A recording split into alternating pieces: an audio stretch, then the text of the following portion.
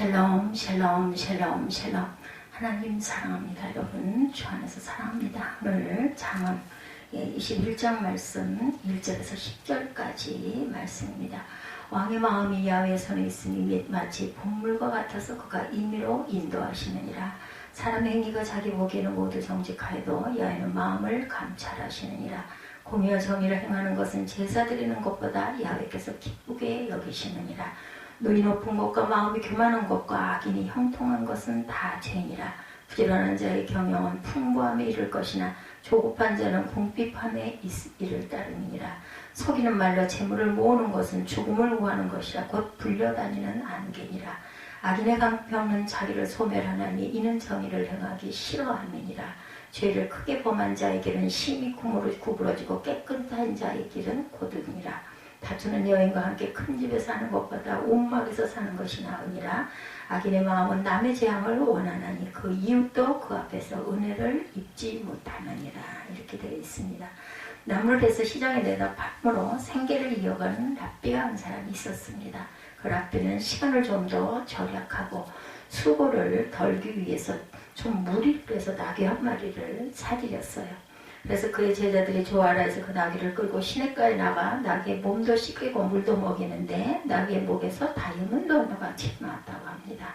그것을 본 랍비의 제자들은 너무 기뻐서 이제 우리 선생님 고생 끝이네.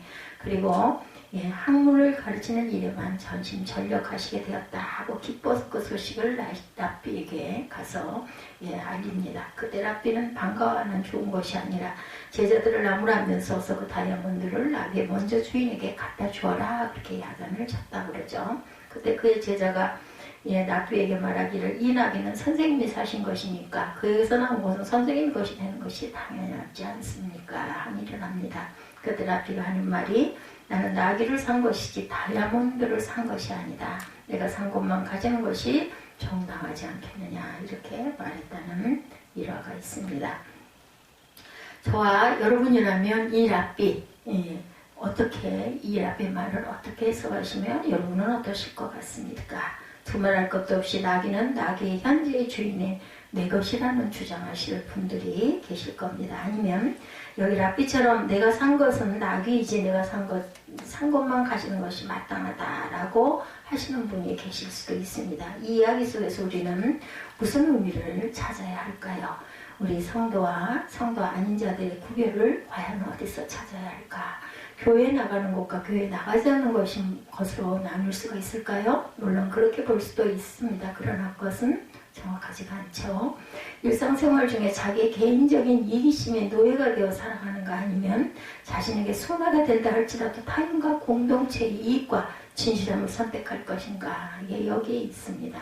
이는 우리 예수님이 교훈하시죠.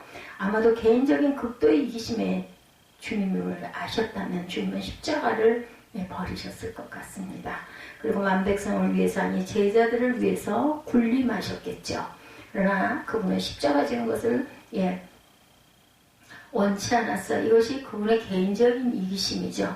그러나 이것이 공동체의 유익과 하나님 아버지 기뻐하시는 일이기에 자기를 포기하시고 자기를 희생하고 섬기는 쪽을 선택하시죠.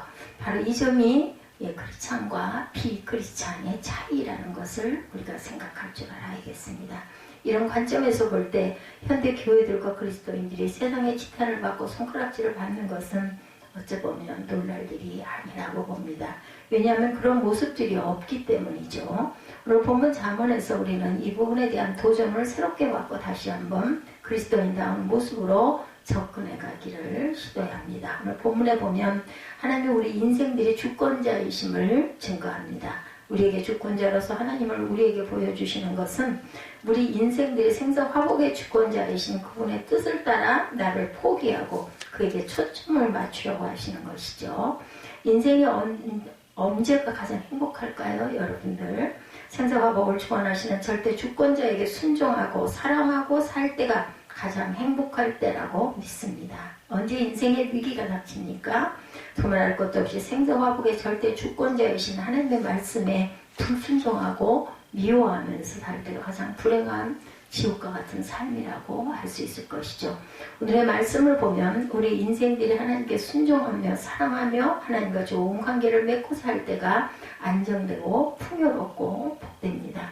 그러나 하나님과 바른 관계를 맺지 못하고 살 때 비참함에 떨어질 수밖에 없게 되고 심령은 하나님과 단절되고 고독과 허무와 황폐함에 빠지게 되고 생활적인 면에서는 궁핍과 메마름이 찾아오게 됩니다.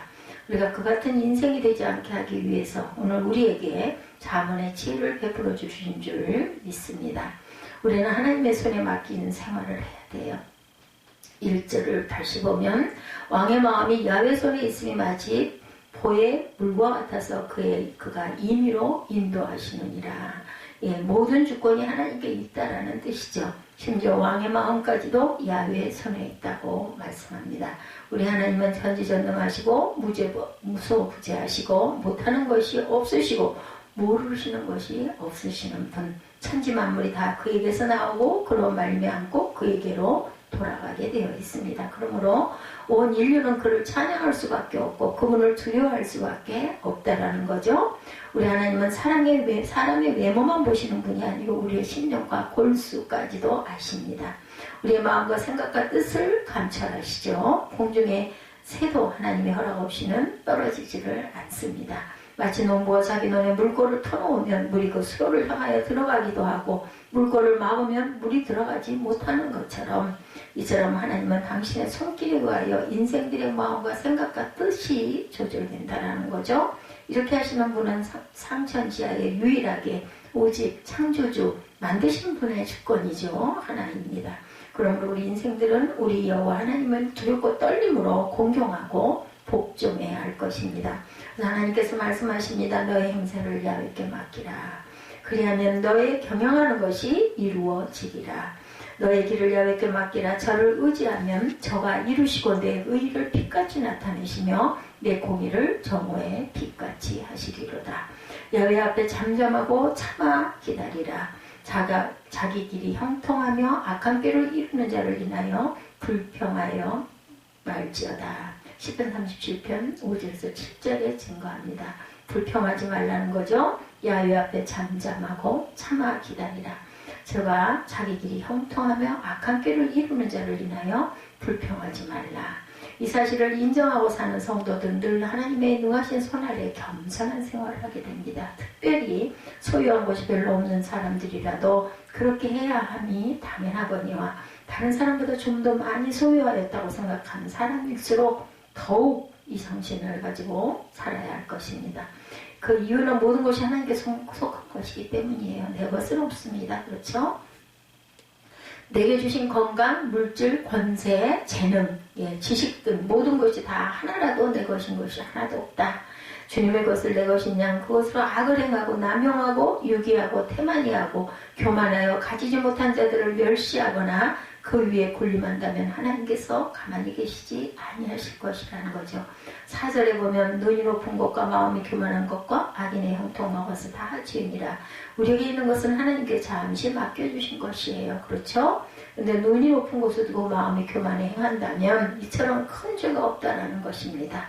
이렇게 행하면 하나님께서 마치 농부가 논에 나가 무한한 저수지로부터 오는 물줄기를 이용해서 자기 논에 물꼬를 터서 풍부한 물이 들어오게 하다가 그 물꼬를 막아버리는 것처럼 하나님의 무한하신 풍성한 축복의 물꼬를 닫아버리실 것임도 우리가 알아야 할 것이다.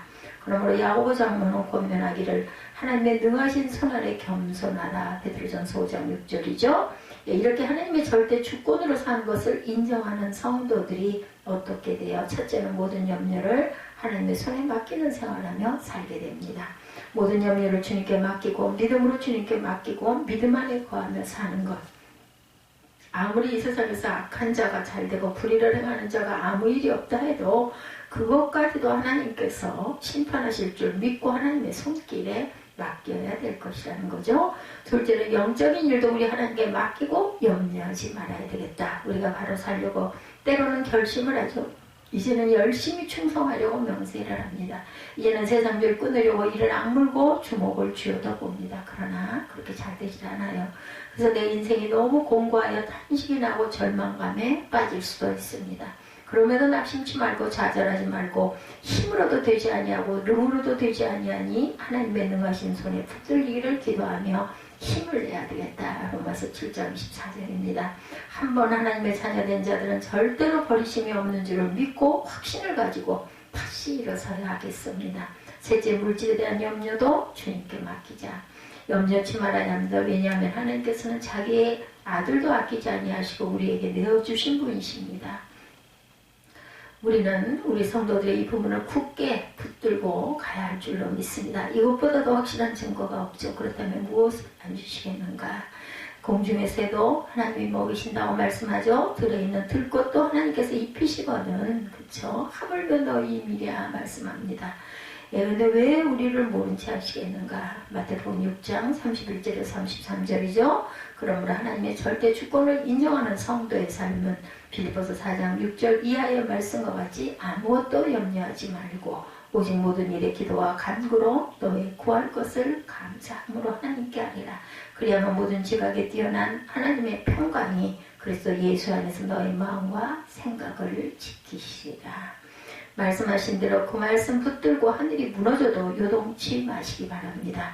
눈에 보이는 현상을 보고 놀라지 말고 약속하신 말씀을 붙들고 주님을 기쁘시게 하는 삶을 살아서 하나님의 능하신 도움을 받아내시는 저와 여러분이 되시기를 축복합니다.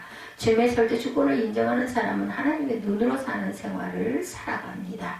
2절이죠. 사람의 행위가 자기 보기에는 모두 정직하여도 여호와는 심령을 감찰하시니라. 특별히 우리는 하나님 앞에서 겸손히 행해야 합니다. 사람들 중에는 나는 너무 교만해 라고 생각하는 사람은 놀랍게도 거의 없다고 합니다. 대부분의 사람들이 나는 겸손해 라고 말합니다. 사람들 중에는 나는 너무 교만해 라고 생각할 줄 아는 그런 믿음들 어때요? 내 내면에 이 겸손으로 위장한 그런 교만의 뿌리는 없는가 바라볼 줄 알아야 되겠죠? 이 경우 혹시 저와 여러분이 포함되어 있을 수도 있습니다. 사람은 자기를 보는 눈이 사실 부족하죠. 다른 사람들의 행실과 행위를 보는 눈은 발달되어 있는데 자기를 보는 눈은 관대하고 개발되지 못한 것이 사실입니다. 한마디로 자기의 죄를 보지 못한다는 것이죠. 그 까닭은 첫째 자기의 과거의 죄악을 자주 잊어버리기 때문입니다.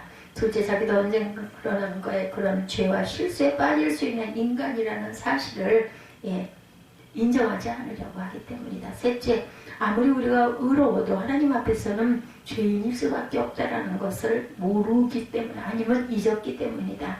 넷째, 인간의 마음이 얼마나 부패되었고 믿을 수 없는 존재인가를 또한 깨달지 못하기 때문이다. 그래서 예레미야 선지자는 만물보다 심히 부패된 것은 사람의 마음이다 이렇게 말합니다. 누가 능히 이 일을 알려오면 나 야훼는 심장을 살피며 폐부를 실험하고 각각 그 행위와 행실대로 보응하신다라고 말씀합니다. 그러므로 겸손하시기 바랍니다. 한 주일 동안 우리가 세상에 나가 예비하는 자세로 살았다 할지라도 내게는 나도 모르게 행해진 죄악이 있다는 사실을 잊지 마십시다. 그래서 욥은 그 아들들이 형님 댁에서 잔치를 베풀고 연회를 한 뒤에 반드시 번제를 하나님께 자식들의 명수대로 제물을 드리고 속죄제사를 드렸어요. 그죠? 욥기 1장 5절에 증거하죠. 이것이 경건한 생활이고 절대 주권을 인정하는 성도의 모습이 되어야 합니다. 누가 나는 한 주간도 의로웠습니다 라고 말할 수 있겠습니까? 그렇죠? 그런 사람들을 가리켜 입으로는 겸손해 말하나 하나님의 주권을 인정치 아니하는 스스로 교만한 자들이 된다. 우리는 우리의 의식구조가 조정되어야 할 줄로 믿습니다. 날마다 개혁되어야 합니다. 사술은 새 부대로 담는다고 말하죠. 새술은 새 부대에 담는다고 말합니다. 우리의 생각을 날마다 새롭게 변화되게 해야 되겠죠. 왜 공동체가 주변에 문제를 일으킵니까? 보는 눈이 잘못되었기 때문입니다. 말씀을 따라 하나님의 관점에서 보지 않기 때문이죠. 자기중심적이고 정욕적이고 이기적이고 이해관계에 얽혀 끈끈한 것을 하나님의 일과 교회를 이해하려고 하기 때문입니다. 교회가 세상과 다를 바가 없게 되죠. 이제 근시안적인 가치관에서 벗어나야 합니다. 그러면 어떻게 할 것인가? 첫째가 말씀의 눈으로 보여야겠다. 내 생각, 내 경험, 내 세계관과 가치관은 접어두고 말씀의 눈으로 볼 줄 알아야 합니다.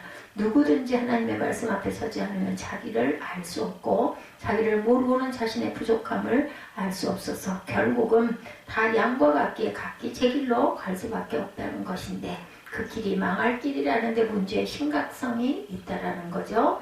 둘째는 순간적이거나 현세적인 것보다 영원적이고 내세적인 것에 가치를 두고 살자. 5절이죠. 부지런한 자의 계명은 풍부함에 이를 것이나 조급한 자는 궁핍함에 이를 따릅니다. 왜 사람이 조급합니까? 그것은 현세적이고 순간적이기 때문이다. 때문에 편법주의가 판을 치고 한탕주의가 인기를 끌고 있다는 것입니다. 그래서 말세에 배반하며 팔며 조급하며 자고하며 쾌락 사랑하기를 하나님 사랑하는 것보다 더하다. 디모데후서 3장 4절 말씀이죠. 예, 요즘에 대선 얘기가 좀 있어요. 그래서 가치관에 대한 의식의 전환이 있기를 바랍니다. 히브리서 11장 24절에 모세는 가치관 의식이 분명했죠. 바로의 공주의 아들이라 칭함을 거절하였다. 이렇게 모세는 그리고 하나님의 백성과 함께 고난받기를 잠시 죄악 세상에서 낙을 누리는 것보다 더 좋아했다. 이렇게 증거합니다. 바로의 공주의 아들은 현세적인 것이고 순간적인 가치입니다. 그러나 하나님의 백성들과 희노애락을 함께하는 것은 영원적이고 신령한 것이며 내세적인 가치입니다. 그는 현세적인 가치보다 내세적인 가치를 추구했다는 말씀이죠. 이것이 성도입니다. 그리고 그는 그리스도를 위하여 능욕받는 것을 애굽의 모든 포화보다 큰 재물로 알았다. 그리스도를 위하여 능욕받는 것은 영원한 가치고 내세적인 가치고 가장 보람된 가치입니다. 그러나 애굽의 보화에 만족하는 가치는 찰나적이고 현세적이고 썩을 것들이죠. 그래서 모세는 가치의식을 이 땅에 두지 않고 그 나라에 영원한 나라에 천국에 두었다는 거죠.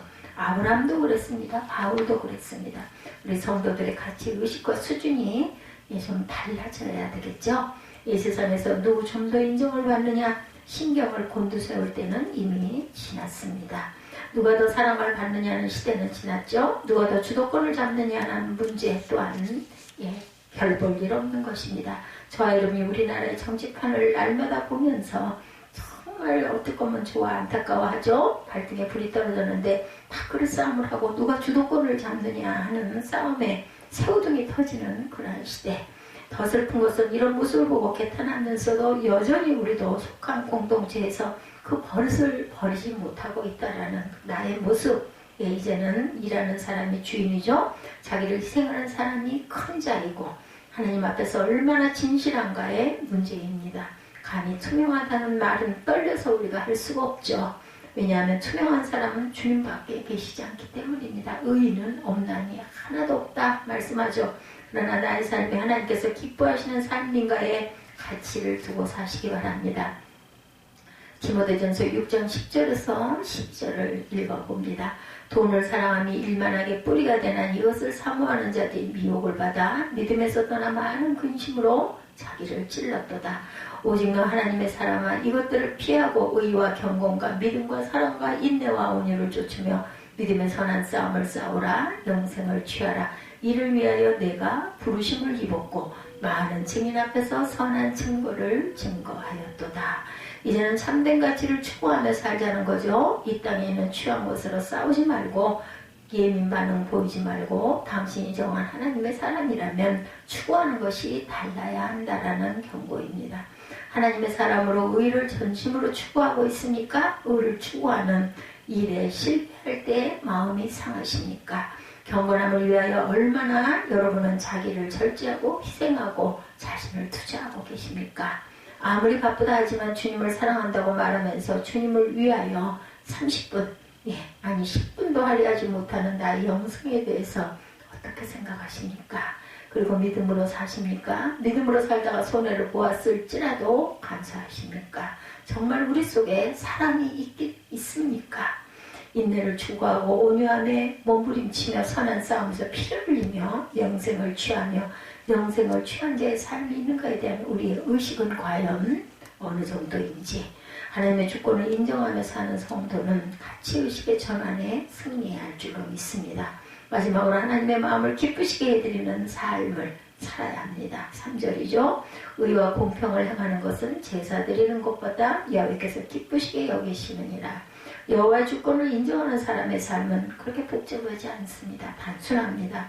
하나님께서 기뻐하시는 일이면 나도 좋고 하나님께서 기뻐하지 않으면 나도 싫은 것이죠. 내게 돈이 얼마나 들어오느냐, 내가 얼마나 대접을 받느냐, 내가 얼마나 높아지느냐 하는 문제는 사실은 그렇게 중요한 것이 아니라는 것을 우리가 잊지 말고 살아가십시다. 그런 것을 붙들려 사는 사람들이 되지 마십시다. 우리가 얼마나 피곤하나. 그래서 주님을 만난 사람들은 나와 세상은 간 곳 없고 구속한 주님만 보인다. 우리 찬송하죠.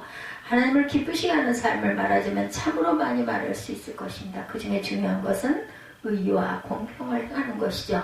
이사야 1장 10절에서 17절에 보면 너희 소돔의 관원들아 야훼 말씀을 들을지어다. 너희 고모라의 백성아 우리 하나님의 법에 귀를 기울일지어다. 여호와께서 말씀하시되 너희 무수한 재물이 내게 무엇이 유익하뇨. 나는 수양의 번제와 살찐 짐승의 기름에 배불렀고 나는 수송아지나 어린 양이나 수염새의 피를 기뻐하지 아니하노라. 너희가 내 앞에 보이러 오니 그것을 누가 너에게 요구하였느뇨. 내 마당만 밟을 뿐이니라. 헛된 재물을 다시 가져오지 말라. 분양은 나의 가짐이 여기는 바요. 월삭과 안식일과 대가로 모이는 것도 그러하니 성회와 아울러 악을 행하는 것을 내가 견디지 못하겠노라. 내 마음이 너희 월삭과 성안절기를 싫어하나니 그것이 내게 무거운 짐이라 내가 지기에 곤비하였느니라. 너희가 손을 뗄 때 너희가 손을 펼 때 내가 눈을 가리우고 너희가 많이 기도할지라도 내가 듣지 아니하리니 이는 너희의 손에 피가 가득함이라. 너희는 스스로 씻으며 스스로 깨끗게 하여 내 목전에서 너희 악업을 버리며 악행을 그치고 선행을 외우며 공의를 구하며 학대받는 자를 도와주며 고아를 위하여 신원하며 과부를 위하여 변호하라 하셨느니라. 부지런히 재물을 하나님께 갖다 드립니다. 그러나 그것을 하나님께서 기뻐하시지 않으신다라는 거죠. 열심히 금식하며 밤이나 낮이나 부르짖고 기도합니다. 그것을 기뻐하십니까? 하나님이 뭐라고 말씀하세요? 성회와 더불어 악을 행하는 것을 견디지 못하겠다라고 말씀합니다. 성회로 모였으면 죄를 짓지 말아야겠는데 죄를 미워하며 살아야겠는데 악한 마음을 깨뜨리고 생각을 그치고 행위를 버리고 착한 마음을 품고 생각을 고치고입니다. 주의 말씀에 순종해야 되겠죠? 이것을 하나님께서 기뻐하신다라는 겁니다. 사무엘상 15장 21절 이하에 보면 블레셋과 전쟁할 때 하나도 남기지 말고 도륙하라고 엄한 명령을 주의 종 사무엘을 통해서 하나님께서 하셨어요. 그러면 그대로 해야 할 것인데 어떻게 했어요? 살찐 것, 기름진 것, 좋은 것, 마음에 드는 것, 또한 플러스가 되는 것, 이익이 되는 것 빼돌려서 자기 것으로 하고 맙니다. 한마디로 제 마음대로 하나님의 말씀을 멸시했다라는 거죠. 그때 사울의 변명이 자기 이익을 취하기 위해서 그렇게 했음에도 야훼를 위하여 그렇게 했다. 여호와 이름을 빙자하죠. 나는 빠지고 자기의 부하들이 그렇게 했다. 책임 전가까지 합니다. 사무엘 선지자 책망은 야훼 목소리 순종하는 것이 제사보다 낫다라고 말하죠. 아무리 기름진 식사를 드리고 제물을 드리고 헌신을 하고 봉사를 한다 할지라도 불순종하면서 하나님의 말씀을 멸시하면 거역하고 고집과 아집을 부리면서 열심히 제사를 드리고 봉사하고 헌신하는 것은 아무 소용이 없다는 거죠. 우리는 냉철할 필요가 있습니다. 우리 마음이 심각해져야 할 필요가 있습니다. 과연 너는 하나님의 사람인가? 다시 한번 돌아보십시다. 내가 만일 하나님의 백성이면 하나님께서 모든 주권을 가지고 계시다는 것을 인정한다면 내 경험과 감정과 혈육과 지형과 학연과 주변 이해관계를 떠나서 하나님을 기쁘시게 하는 일에 나를 굴복시키고 그분 앞에 우리의 무릎을 꿇어야 하겠다라는 거죠. 성도의 존재 의미는 하나님을 기쁘시게 하는 데 있음을 잊지 아니하시는 저와 여러분 되시기를 주님의 이름으로 축복합니다.